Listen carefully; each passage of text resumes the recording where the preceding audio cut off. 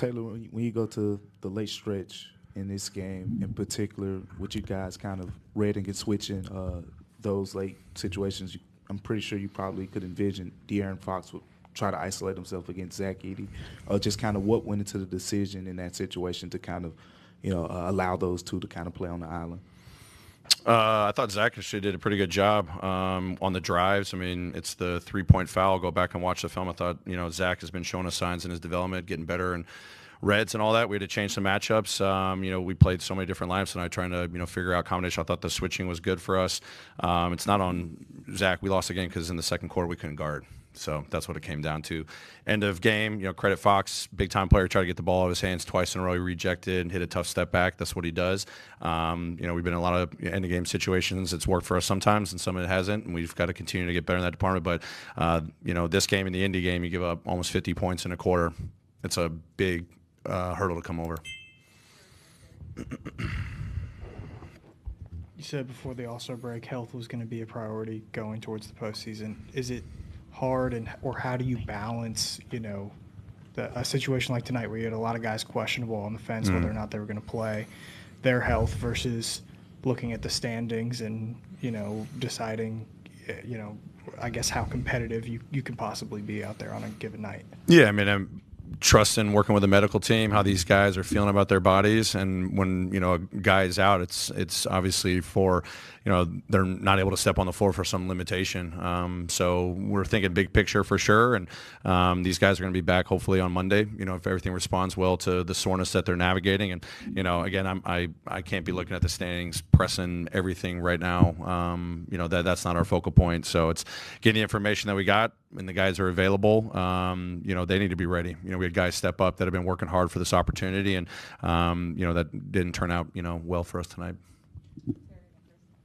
Hey, Coach, what's the reasoning going into the starting lineup adjustment with Edey going in and Edey going out and Contrar going in? Yeah, just looking at their sub patterns, we wanted to maybe exploit some things with Zach and their small ball lineup, which had been good for us in the past, and Jaren's versatility and combinations with Scotty, as a handler, what some of the pairings are good when he's on the floor. So kind of going off of previous experiences there, and then they completely altered their sub pattern based off of just keeping Sohan out there when Jaren was on the floor. So the advantages were different, and we just adjusted as the game went on, and we're kind of in search mode for a little bit there, but again, defensively in the second quarter, it was not good. It seems like you've been playing mostly 9-10 guys in the first half and then maybe shrinking in the second half lately. This game, 4 of your main guys out, 11, through the beginning of the second quarter. Why expand the rotation instead of contract it when you're missing guys? Yeah, I mean, it's a tough decision. I mean, second I have a back-to-back, trying to have juice, and we've been playing guys heavy minutes and wanted to see some opportunities out of guys that have been working to stay ready. Judy's always, he's been a guy that's been out of the rotation, steps into the starting lineup, or Jay Huff's been working behind the scenes. I've been seeing what Lamar's been doing. Cam's been playing well in the G League, and, wanted to lean and see if we could find a spark and see who was going to play well tonight, knowing that we had a lot of guys out and trying to figure out what combinations. It was a difficult decision, and then obviously, I found a group that was, playing well, and it got us back in that, third quarter and fourth quarter, and obviously it was a little bit too late.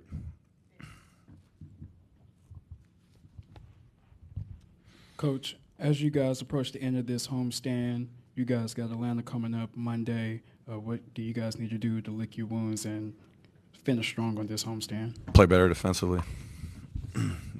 Point blank. Oh, Jaren Jackson Jr. What did you think of his performance today with the way, I don't think I've seen you play him the entire quarter like you did in that third quarter, just what went into that. Just what did you think of his performance? He led our charge in the third quarter.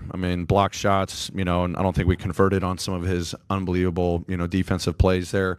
He was just in a groove. I thought all night, they were throwing physicality, shifts on him, and, he's playing in tight spaces at times, made some shots, missed some shots, but that groove that he was playing in the third quarter I thought was high level, knocking down threes, getting to the free throw line, finishing, what he was doing defensively, quarterbacking, communicating. It was great to see. So had to kind of read the room tonight and see what was working for us, and being down, I think we were like 19 at halftime, and got it to within, I think a couple possession game there in that third quarter, and he was a huge reason why. So I wanted to ride that as much as possible to keep his rhythm.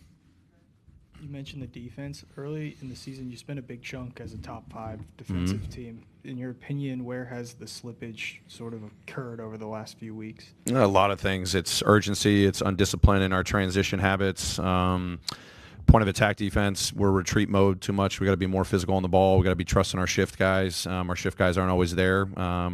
We're leaving guys on islands, and then the rebounding is, a huge weakness. So this is all things that we're fully capable of doing if we're committed to it. So I'm challenging the guys that this can't be the case. We're going to have our, off moments throughout a game. Miss a coverage here and there. That's part of the game. I'm not seeking perfection. I'm seeking progress when it comes to those areas. But, in all 3 of our Ps, it's how are we slowing teams down without giving them numbers, and then how are we taking away the space with more physicality on the ball and activity off the ball, and can we find a way to rebound, win the possessions, and take that away. So we've definitely got areas to improve in all 3 of those. Hey, Coach, what was the explanation given to you why Kennard got the second technical? Because he seemed like he was even shocked that he got the second technical. Yeah, forceful throw to the stanchion. I have to go back and watch the film. I haven't seen it, so that was the explanation. So I was surprised myself. Thanks, everybody.